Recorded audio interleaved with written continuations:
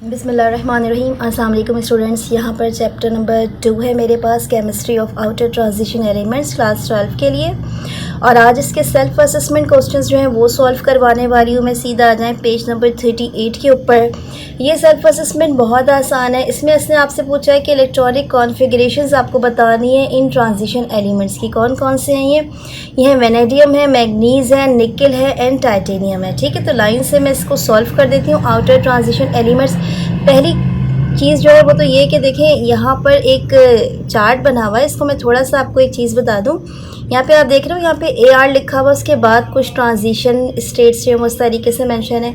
तो ये जो AR है ये एक्चुअल में होता है आर्गॉन। ठीक है, इसका जो एटॉमिक नंबर होता है वो होता है 18 और इसकी जो कॉन्फ़िगरेशन होती है 1s2 2s2 2p6 3s2 3p6। तो इतना पूरा पोर्शन जो है वो 18 है। इसका मतलब इसके आगे की जो ट्रांजिशन है ना, 18 के आगे की, वो यहाँ पे आपको लाइन से मुख्तलिफ ट्रांजिशन एलिमेंट्स की मेंशन है। लेकिन इस क्वेश्चन को कैसे सॉल्व करना है ये वाला मेथड इधर पर नहीं है। ठीक है, ये मैं आपको कॉपी पे सॉल्व करके दिखा रही हूँ, उसको देख लीजिए आपने कैसे करना होगा इसको एग्जाम में। आप लाइन से सबसे पहले क्या करेंगे कि एलिमेंट का जो नेम है ना इसको मेंशन करेंगे। अब यहाँ पे एलिमेंट है सबसे पहले आपके पास वेनेडियम, V से रिप्रेजेंट होता है 23, इसका एटॉमिक नंबर है। तो आप इसकी कॉन्फ़िगरेशन लिखिए 1s2 2s2 2p6 3s2 3p6, यहाँ तक की तो आर्गॉन वाली है। इसके बाद होगा 3d3 4s2। Student remember one thing कि आपने पहले क्या करना होता है, जो 4s ऑर्बिटल है इसको फिल करते हैं, उसके बाद जो ट्रांजिशन है 3d वाली उसको आप क्या करते हैं, फिल करते हैं। तो जब आप इलेक्ट्रॉन फिलिंग करेंगे तो 6 के बाद पहले आप s ऑर्बिटल को पूरा फिल करके फिर 3d वाले जो ऑर्बिटल है उसमें आएंगे। ठीक है, इसी तरीके से मैग्नीज़ है, ये 25 है, तो 1s2 2s2 2p6 3s2 3p6, यहाँ तक हो गई आर्गॉन वाली। इसके बाद आपके पास आएगी 4s2 3d5। ठीक है, अच्छा नेक्स्ट इसी तरीके से निकल है आपके पास 1s2 2s2 2p6 3s2 3p6, then 4s2 और 3d8। और टाइटेनियम में लास्ट आपके पास sample 1s2 2s2 2p6 3s2 3p6, उसके बाद है आपके पास 3d2 और 4s2। ठीक है, तो इस तरीके से जो फर्स्ट आपका सेल्फ असेसमेंट है वो यहाँ तक कंप्लीट हो जाता है। इसको एज इट इज़ लिखेंगे इस कॉन्फ़िगरेशंस को आप। अगला क्वेश्चन जो है इसकी तरफ बढ़ रही हूँ मैं बच्चों। अगला क्वेश्चन पेज नंबर 40 पर है। इसने आपसे पूछा है write down the valence electronic configuration of the following transition metal ions. Valence electronic configuration का मतलब होता है कि बाहर की साइड पे जो 3d ऑर्बिटल और 4s ऑर्बिटल है आपको वो मेंशन करना है। लेकिन मैंने एहतियातन किया क्या है, पूरा ही सॉल्व कर दिया है। अब देखो इसको सॉल्व करने का तरीका ये कि पहले आप कॉपर को सॉल्व करोगे तो फिर कॉपर +1 और कॉपर +2 आयन को सॉल्व करोगे। सिमिलरली अगर आप फेरिक को करेंगे तो फिर फेरिक के +2 और +3 वाली जो कंडीशन है इसको कर सकेंगे। सिमिलरली आप क्रोमियम को करेंगे तो क्रोमियम +3, मैग्नीज़ को करेंगे तो मैग्नीज़ +2 और कोबाल्ट को करेंगे तो आपको कोबाल्ट +2 जो है उसका डिफरेंस और उसको ये कह लीजिए कि राइट डाउन करना आ जाएगा। ठीक है, तो इस क्वेश्चन को देखते हैं आपने कैसे सॉल्व करना है। यहाँ पर आ जाइए, देखिए कॉपर को कीजिए। कॉपर का है 29, सबसे पहले आर्गॉन वाली हो गई इसकी कॉन्फ़िगरेशन 3p6 तक की। इसके बाद आप लिखेंगे 3d10 4s1। अच्छा, यहाँ पे कॉपर का जो केस है थोड़ा स्पेशल केस है। इसकी वजह क्या होती है कि अगर आम हालात में देखें तो 4s2 3d9 होनी चाहिए थी, लेकिन क्योंकि d वाला जो ऑर्बिटल है उसमें सिर्फ एक इलेक्ट्रॉन की डेफिशिएंसी होती है, तो 4s जो है उसके 2 इलेक्ट्रॉन्स में से एक जंप करके d ऑर्बिटल में आके इसको कंप्लीट कर देता है। इसी वजह से 3d9 नहीं है, बल्कि इसकी कॉन्फ़िगरेशन क्या होती है, हमेशा 3d10 4s1, यही स्टैंडर्ड होती है। अब जब +1 स्टेट होती है तो ये जो s1 वाला ऑर्बिटल है ना, ये क्या करता है, ये अपने आप को लूज़ कर देता है, किसी को दे देता है। एज अ रिजल्ट इसका जो लास्ट इलेक्ट्रॉन होगा वो 3d10 तक आकर फिनिश हो जाता है। 4s ऑर्बिटल पूरा खाली हो जाता है। मैंने यहाँ शो करने के लिए आपको लिख दिया 0, लेकिन एक्चुअल में ये पूरा फिनिश हो जाएगा। ठीक है, इसी तरीके से कॉपर +2 में आ जाएंगे तो देखें यहाँ से भी एक इलेक्ट्रॉन जो 10, जहाँ पे T10 था, यहाँ से भी एक इलेक्ट्रॉन जो है वो क्या करेगा, मूव कर जाएगा और ये 3d9 बचेगा। तो +1 में लास्ट ऑर्बिट में कितना बचेगा, 3d10, और +2 में क्या बचेगा, 3d9। सिमिलरली आप आ जाए फेरिक के ऊपर। यहाँ पे देखिए 26 है, आर्गॉन वाली हो गई कॉन्फ़िगरेशन 3p6 तक। उसके बाद क्या बचेगा, 4s2 3d6। अब जब इसका +2 का ऑक्सीडेशन स्टेट होगा तो सबसे पहले जो 4s2 के जो 2 इलेक्ट्रॉन है ये मूव कर जाएंगे, सिर्फ 3d6 बचेगा, ये ऑर्बिट ख़त्म हो जाएगा। ठीक है, और जब हम +3 की बात करते हैं इसका मतलब 3 इलेक्ट्रॉन्स को निकलना है, तो 2 इलेक्ट्रॉन तो 4s में से निकल गए, एक निकलेगा यहाँ 3d में से, तो ये 6 के बजाय कितना हो जाएगा, 3d5। तो ध्यान में रखिएगा कि जब ये 2 इलेक्ट्रॉन या 3 इलेक्ट्रॉन चाहे यहाँ से निकले चाहे यहाँ से निकले, ये जो लास्ट वाला ऑर्बिट होता है ये ख़त्म हो जाता है। ठीक है, ये मैं बार बार आपको कह रही हूँ कि आपको शो करने के लिए मैंने 0 लिखा है, लेकिन एक्चुअल में ये 0 भी नहीं होता, ये पूरा ही फिनिश हो जाता है। यहाँ से सिर्फ ये 3d6 बचेगा, यहाँ पे 3d5 बचेगा। आ जाओ आप सीधा मैग्नीशियम पर 25 है इसकी कॉन्फ़िगरेशन। ठीक है, तो अब किस तरीके से लिखेंगे आप, 3p6 तक तो आ गए, आर्गन वाली हो गई, उसके बाद हो गया 4s2 3d5।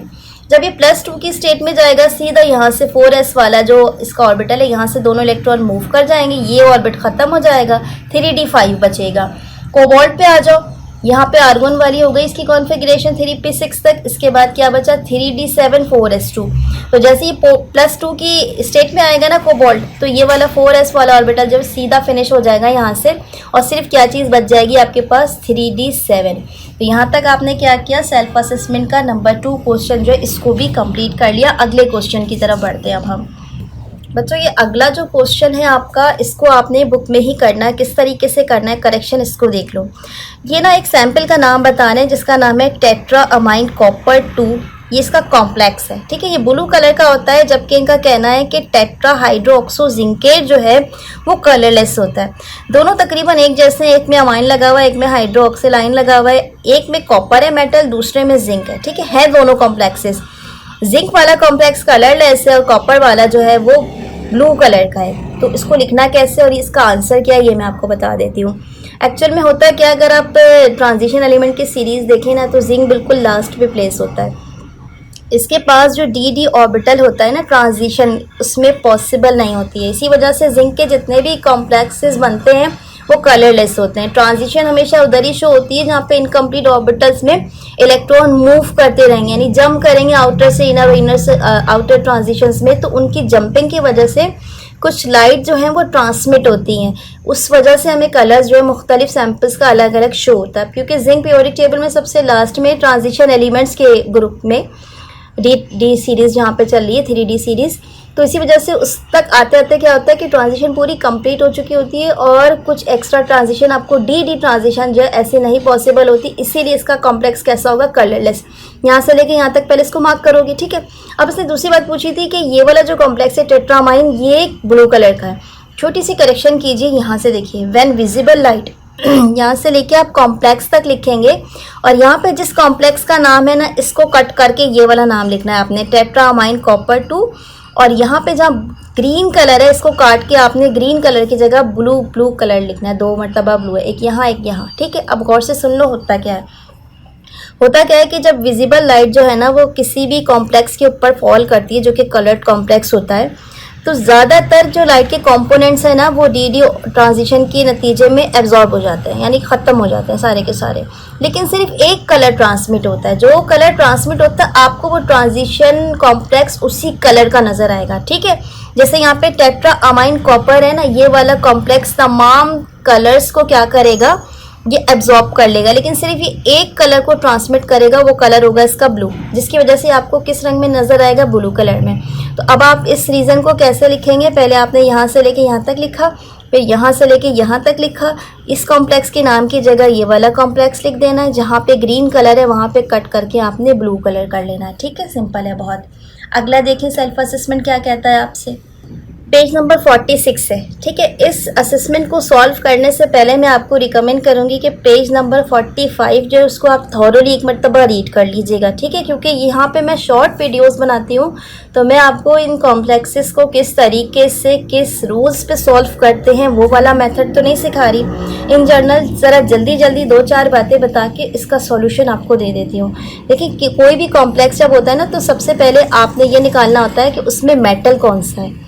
आप उस मेटल को आइडेंटिफाई करेंगे और फिर देखेंगे उस मेटल में कोऑर्डिनेशन नंबर कौन सा सेट होता है। अब यहाँ पे जो नाइट्रेट है ना, हर नाइट्रेट के ऊपर -1 चार्ज होता है। यहाँ पे 3 नाइट्रेट है तो उनके ऊपर -3 चार्ज होगा। एक क्लोरीन के ऊपर -1 होता है, यहाँ पे -1 आ जाएगा। इसी तरीके से एक वाटर जो है वो न्यूट्रल होगा, चाहे 10 वाटर भी लगे हों सब के सब न्यूट्रल होंगे। तो ओवरऑल चार्ज देखिएगा, इधर नाइट्रेट की वजह से, इसके 3 की वजह से -3 और क्लोरीन की वजह से होगा -1। -3 और -1 को ऐड कीजिए 4 हो जाएगा। इसका मतलब प्लैटिनियम के ऊपर कौन सा चार्ज होगा, यहाँ पे 4 होगा। ठीक है, अब आप इसको कैसे लिखेंगे ध्यान से देखिएगा। आपने इसमें सबसे पहले क्या काम करना है इसको देख लीजिए। जो भी रीजेंट आपका लगा हुआ होता है ना, उसमें देखते हैं आप सबसे पहले कि न्यूट्रल कौन सा है, फिर आप देखते हैं नेगेटिव कौन सा है, फिर आप देखते हैं प्लस वाला कौन सा है। ठीक है, तो यहाँ पे न्यूट्रल मेरे पास था वाटर, तो मैंने लिखना है इसको पेंटा एक्वो क्लोरो प्लाटीनियम। ऑक्सीडेशन स्टेट मैंने आपके सामने निकाली थी 4, ये रोमन में लिखी जाएगी, और नाइट्रेट। तो इस तरीके से ये पहला नाम हो जाएगा पेंटा एक्वो क्लोरो प्लाटीनियम 4 नाइट्रेट। ठीक है, अब दूसरे वाले के ऊपर चलते हैं, आप उसको कैसे सॉल्व करेंगे देखें जल्दी से। दूसरा वाला ये रखा है मैंने यहाँ पे पोटाशियम। ठीक है, तो जब भी किसी भी रीजन में कोई आपको मेटल दिखता है तो आप कोशिश करते हैं कि सबसे पहले जो मेटल वाला हिस्सा है, पॉजिटिव मेटल वाला, उसको देख लें। यहाँ पे पोटाशियम पॉजिटिव मेटल है, जो इस ब्रैकेट के बाहर है पॉजिटिव मेटल है, जबकि सेंट्रल एटम कौन सा आपका कॉपर है। तो अब आपका जो ये लीजेंट होगा जो यहाँ लगा हुआ होगा, ये कौन सा होगा, साइनाइड ग्रुप होगा। ठीक है, हर साइनाइड के ऊपर -1 चार्ज होता है, तो यहाँ पे 4 साइनाइड है तो -4 चार्ज हो जाएगा। हर पोटाशियम पर +1 होता है, 2 पोटाशियम है तो +2 हो जाएगा। जब आप -4 में से +2 को रिमूव करेंगे तो कॉपर की जो आपके पास कोऑर्डिनेशन नंबर आ जाएगा वो क्या आएगा, +2। ठीक है, देख लीजिए अब इसको कैसे लिखेंगे आप। पोटाशियम टेट्रासाइनो, क्योंकि 4 साइनाइड थे, हर साइनाइड को साइनो कहा जाता है। टेट्रा का मतलब होता है 4, पोटाशियम टेट्रासाइनो कॉर्पोरेट 2। ठीक है, इस तरीके से इसको लिखेंगे। अब यहाँ पे मैंने ATEQ लगाया है, इसको भी थॉरोली रीड करने के लिए आपको पेज नंबर 45 देखना पड़ेगा कि किन स्टेट्स में नाम साधा जाता है, कब ATE लगाया जाता है और कब नहीं लगाया जाता। ठीक है, इसको थोड़ा सा रीड कर लीजिएगा पेज नंबर 45 पर। अगले दो जो मैं एक साथ बता देती हूँ आपको यहाँ पे, उसके बाद उसका शो कर दूंगी आपको आंसर। यहाँ पे देखिए क्रोमियम आपका जो है ना वो मेटल है, मेन मेटल है, जिसका कोऑर्डिनेशन नंबर आपको देना होगा। और इसके साथ आपके पास है अमाइन ग्रुप। यहाँ पे 4 अमाइन ग्रुप है, हर अमाइन ग्रुप जो वो न्यूट्रल होता है, इसके ऊपर तो कोई चार्ज नहीं होता। ओवरऑल ये आइन है, इसके ऊपर +3 चार्ज है, तो क्रोमियम के साथ जो आइन है उसी का चार्ज मेंशन होगा। ठीक है, ये आपका कैटाइन है, कैटाइन का मतलब होता है पॉजिटिव आइन। दूसरा आपके पास एल्युमिनियम है, ये सेंटर आपका मेटल है, इसके साथ फ्लोरीन लगा हुआ। हर फ्लोरीन के ऊपर जो है ना -1 चार्ज होगा। यहाँ पे 6 फ्लोरीन है तो -6 चार्ज होगा। अब -6 में से -3 रिमूव करेंगे, एल्युमिनियम की ऑक्सीडेशन निकल जाएगी आपके पास +3। ठीक है, ये आपका एनाइन है। अब देख लें इन दोनों को कैसे लिखेंगे आप। नंबर 3 को आप ऐसे लिखेंगे टेट्रामाइन क्रोमियम 3 आइन। याद रखिएगा जब भी कैटाइन हो या एनाइन हो उसके साथ आइन मेंशन करना होता है। एंड नंबर 4 पे आपके पास हेक्सा फ्लोरो एल्यूमिनेट 3 आइन। वंस अगेन यहाँ पे ATE लगाया हुआ है, इसके रूल्स होते हैं। पेज 45 को रीड कर लीजिएगा। अगर आपको ये रूल्स नहीं समझ आए तो मुझे कमेंट सेक्शन में मेंशन कर दीजिएगा, उसकी सेपरेट वीडियो बनेगी, वो कम से कम 5 से 10 मिनट की होगी, क्योंकि उसमें टाइम लगेगा अच्छा खासा आपको समझाने में। ठीक है, इसलिए यहाँ पे शॉर्टली आपको सिर्फ नेम्स बता दिए, थोड़े बहुत रूल्स बता दिए, मैंने आपको डिटेल में ये टॉपिक नहीं बताया। वैसे तो आप रीड करोगे आपको आ जाएगा इसको सॉल्व करने का तरीका। अब एक लास्ट सेल्फ असेसमेंट बचा है मेरे पास, इसको मैं पढ़ देती हूँ। ये पेज नंबर 49 पर है।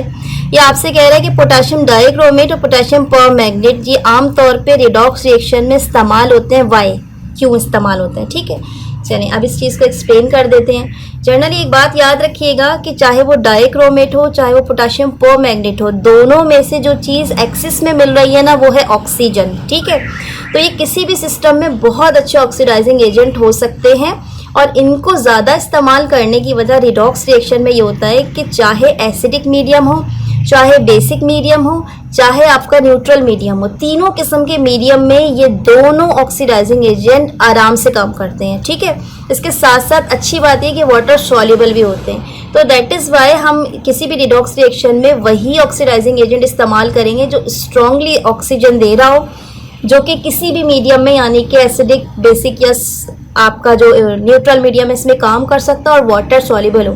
इन दोनों में ये दोनों प्रॉपर्टीज़ मौजूद हैं, इसी वजह से हम इसको यूज़ करते हैं। लिखना कैसे देख लीजिएगा। Both are strong oxidising agent, work in acidic, basic and neutral solution and water soluble. Simple सी बात। ठीक है, आई होप सो कि आज की सेल्फ असेसमेंट की वीडियो अच्छी लगी होगी आपको। बहुत जल्द इसके जो है शॉर्ट क्वेश्चन आंसर्स और लॉन्ग जो डिस्क्रिप्टिव पार्ट है वो भी शूट करने वाली हूँ मैं। अपना बहुत सारा ख्याल रखिएगा। वीडियो अच्छी लगी तो प्लीज़ इसको अपने दोस्तों में शेयर कर लीजिएगा, चैनल को लाइक एंड सब्सक्राइब कर लीजिएगा। कमेंट सेक्शन में अगर कोई भी डिफ़िकल्टी हो, आपको उसको समझने में कोई प्रॉब्लम हुई हो तो मुझे ज़रूर बताइएगा। टेक केयर एंड अल्लाह हाफिज़।